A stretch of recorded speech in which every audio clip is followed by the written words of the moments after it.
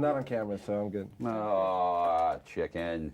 Yeah. Come on, get on They camera. don't pay me enough. My daughter was the one you said hi to in the other room. Yes, I saw your with the daughter. long hair. Oh, I know who your daughter is. You do? Yeah, you got the chain. Oh, I'm sorry. Okay. Got the chains from her. Hey, not in front of her mother.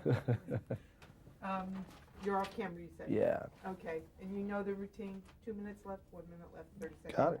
left. Oh, you know. Okay, we're going. Cool. Hey. Any Dapper Dan today? No Dapper Dan. Come on, man. Got ripped off. Well, we don't need it now. Our hair's short. You know, we don't need the That's Dapper right. Dan. That's right. Mine. I know, you can't Dapper Dan that. So this is a different character for you. Do you think? Yeah, a little bit. Not the heroic George Clooney who, Yeah, no. goes to Kuwait and saves people. Yeah, exactly. How did you come to this character? Just a great script. I was doing Three Kings in Phoenix in Arizona, and they flew out to Phoenix and just dropped the script down on the table at this hotel, the Phoenician, and came in and set it down. So we just wrote this, want to know if you want to do it. And I said, yep, I'll do it. And he said, you want to read it? And I said, okay, I'll read it. And I read it, and I couldn't believe how lucky I was, Pure luck for me. It's a great role. Yeah, it's so much fun. How is it? Can you describe, what a Coen's Brothers set is like? Well, it's weird, because it's strange to have two directors, but they never disagree.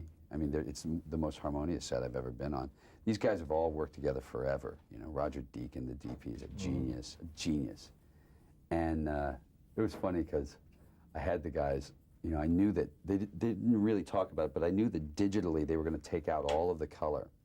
We're shooting in July in Mississippi. It's bright, bright green everywhere. Rains every day, And they were going to take out all the color completely and then digitally bring it back in so that it was browns and, sort of depression looking, So I went to the dailies one day and I came back and I said, knowing that, and they didn't know I knew it, and I had my agents call and tell them that I loved the greens in the movie, how exceptional the greens were, and they're like, uh-oh. Switching gears a little bit, I was thinking before about I did the Proof of Life junket, and Meg Ryan and Russell Crowe, and these are two people who have been sort of in the tabloids. Oh yeah. Pretty much every day. Sure. In your life, your love life is always fodder for the tabloids. Yeah. And People Well, if you're a magazine. single guy, you're usually sort of fodder for the tabloids. It's fun for them.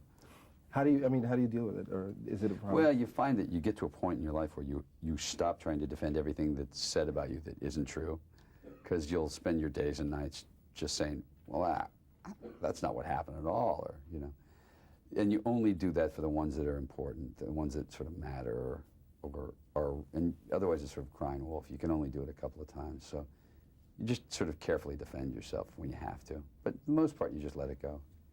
Is it silly sometimes? Yeah. Well, sometimes it's amazing. There'll be stories about you, people that you've never met.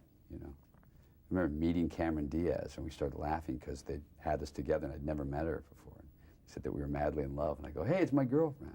Oh, Clooney's in love with his, pet pig or something. Oh yeah, exactly. Well, I'm from Kentucky. That's possible. Okay. Leave it alone. Okay. Let it go. I wanted to ask you about you're into producing as well. Mm-hmm. How much of that, are you involved in? How much of your time is devoted to that? It depends on the project.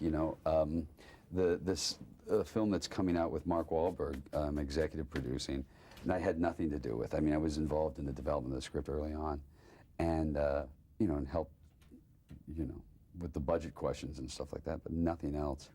But we're working on a couple of films that I have a lot more to do with. When we did Failsafe, which was a live project, I did everything. I cut the photos out and copied them on a copier and blew them up and pasted them onto another piece of paper and made the posters that they used for all of the. I mean, I literally did everything on it. So it depends on what like Oceans, I'm a lot more involved with as a producer. Is that going ahead? Yeah, we do it February 11th, I think we start. What about the actors' strike? Are you concerned about that at all? Well, we're going to have a strike, it looks like. But everything's timed out to end before the strike, of course. Everybody, every movie, everything. It's too bad. It's such a dumb thing to do. But what do you want people to get out of A Brother Where Art Thou? Well, I hope that they understand about the odyssey of man and what you want is 2 hours of entertainment. You want them to forget about, you know, Christmas bills or whatever it is. You want them to forget about that for 2 hours and enjoy themselves. That's what these guys do better than anybody. You know, sometimes people will try to read all of these other deep things into their screenplays, and they always go, no, we just thought it was fun. And that's sort of the secret for that, is just, you know, that it's entertaining.